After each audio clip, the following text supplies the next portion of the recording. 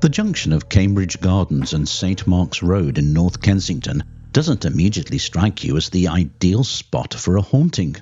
Indeed, it looks like hundreds of other similar junctions across London, and as you pass over it, nothing could be further from your mind than the chilling prospect that a ghostly something might at any moment suddenly appear, come hurtling towards you, scare the bejesus out of you, and then vanish into thin air without so much as a by your leave. However, just such a chilling apparition began haunting this leafy London neighbourhood in the 1930s, when residents and motorists began reporting mysterious encounters with a phantom bus, the appearances of which were, to say the least, somewhat unnerving, if not outright spine-chilling. The bus would, so witnesses claimed, materialise on this stretch of road around the junction of Cambridge Gardens and St Mark's Road.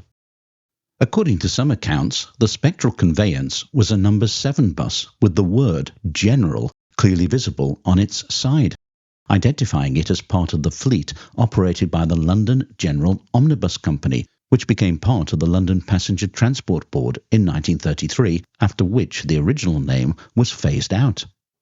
Route 7 had been operational since November 1908, and it ran between Liverpool Street Station in the City of London and Wormwood Scrubs, although why or even how an LGOC bus was able to linger in spectral form around the Cambridge Gardens stretch of the route has never been satisfactorily explained. But there was no shortage of local residents who were more than happy to go on record and testify to the existence of the phantom bus of Cambridge Gardens, albeit their accounts were little more than third-hand, as none of them had actually seen it themselves, nor did they seem to be personally acquainted with anyone who had seen it. It was first supposed to have been seen in broad daylight, local resident Mr. T.H. Henn told a journalist from the Daily Telegraph in June 1934, when stories about the spectral charabanc began appearing in newspapers across the country. A lady was going to get into a bus which she saw turning from Cambridge Gardens into St Mark's Road. She went to the corner, and when she had got there, she found there was no bus in sight. It had completely disappeared. I am told that the bus made one of its latest appearances when it pulled up at a garage near the corner, recounted another local, Dr. A.K. Gibson. The driver indicated that he wanted petrol, and the garage foreman gave orders for some to be obtained. By the time the petrol arrived, the bus had vanished. The Birmingham Daily Gazette on Saturday the 16th of June 1934 delved a little deeper into the mysterious appearances. Phantom bus. Neither driver nor passengers. Strange story. People who have seen it. A brilliantly lighted motor bus roaring through the streets of Kensington without driver or passengers. A bus which stops for passengers and suddenly vanishes when one tries to board it.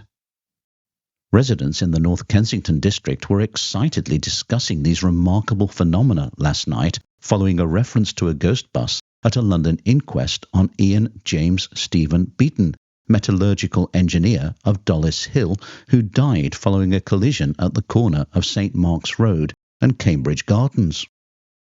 Replying to a question whether this was a place where a ghost bus was stated to have been seen, one of the witnesses replied, "So some of them say." A Birmingham Gazette representative discovered last night that the legend of the phantom bus is well established in the neighbourhood. "The legend of the phantom bus has been going strong for years," said a woman resident in Cambridge Gardens. "I have never seen it, and I have never met anybody who has, but the version I heard was that on certain nights, long after the regular bus services stopped, people have been awakened by the roar of a bus coming down the street. When they have gone to their windows, they have seen a brilliantly lighted double-decker bus approaching with neither driver nor passengers." According to this story, the bus goes careering to the corner of Cambridge Gardens and St Mark's Road and then vanishes. A number of accidents have happened at this corner, and it has been suggested that the phantom bus has been the cause. Quite another version was told by Mr. William Hampton, a motor mechanic of St Mark's Road. "The story of a ghost bus," he said, "seems to have originated in an experience related by a woman more than 2 years ago. According to her account, she was alighting from a bus at the corner of the road, intending to catch another bus to her destination. She asked the conductor which bus she ought to take, and he pointed to a bus which was standing a few yards away.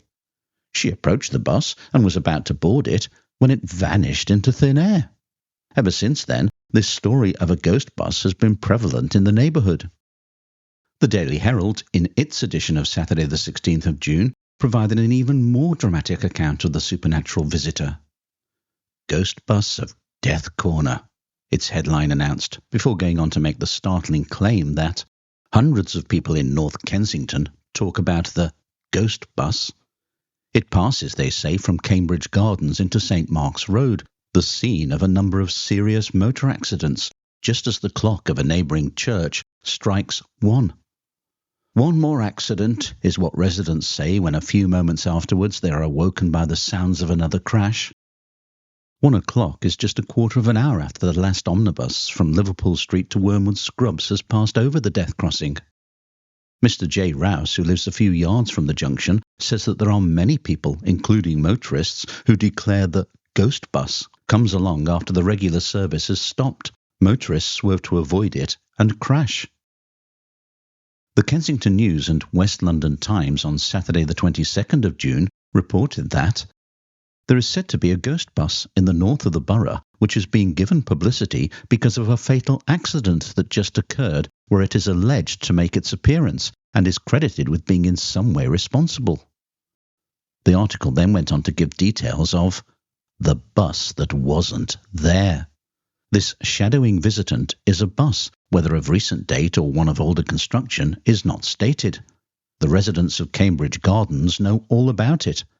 The story is that on certain nights, after the regular bus service has stopped, people have been awakened by the roar of a bus coming down the street. When they have gone to their windows, they have seen a brilliantly lighted double-decker bus approaching with neither driver nor passengers. According to this story, the bus goes careering to the corner of Cambridge Gardens and St. Mark's Road and then vanishes. Another version is to the effect that between 2 and 3 years ago, a woman travelling in an omnibus crossing the junction asked for a ticket to Marble Arch. Pointing to an approaching omnibus, the conductor said, "You've come the wrong way, madam. That is your bus." When the woman turned to look, the vehicle was out of sight. "It isn't there," she said.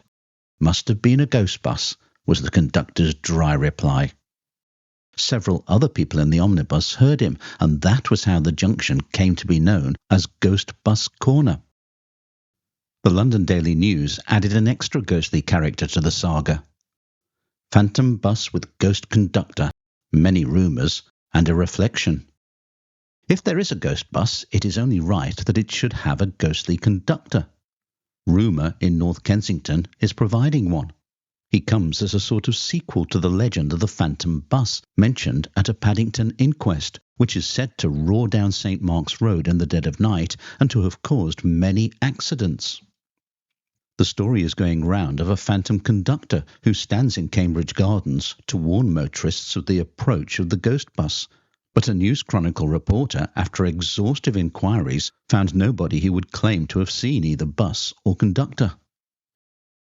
However, the newspaper also managed to find an incredulous local who was able to provide a more down-to-earth explanation for the strange phenomena that had been chilling the night hours in the neighbourhood. Perhaps the best explanation was that of Mrs. Vine, who works in a house on the corner of St. Mark's Road and Cambridge Gardens. "I believe the phantom is the reflection of car headlamps from a pillar box as cars swing round the corner," she said. "On wet nights when the road is like a mirror, I have noticed the moving reflections in the road."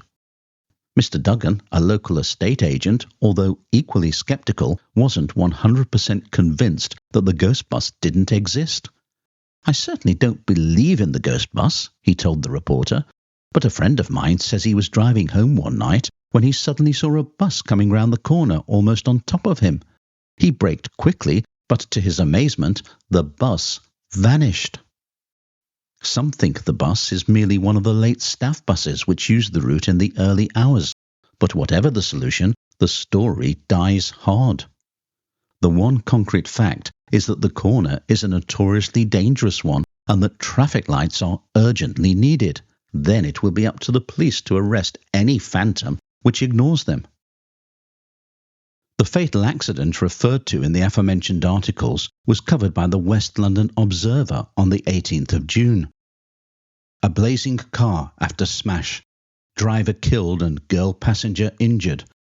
Rumour of a phantom bus at dangerous junction.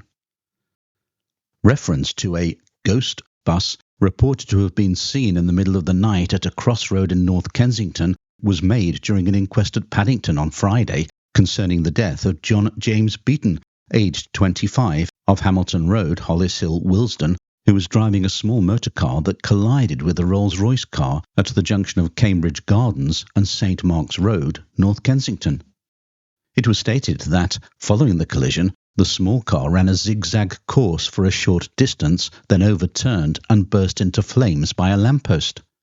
The driver Beaton and his girl passenger, Miss Margaret Sim of Hanger Lane, Ealing, were thrown out and both were taken to hospital.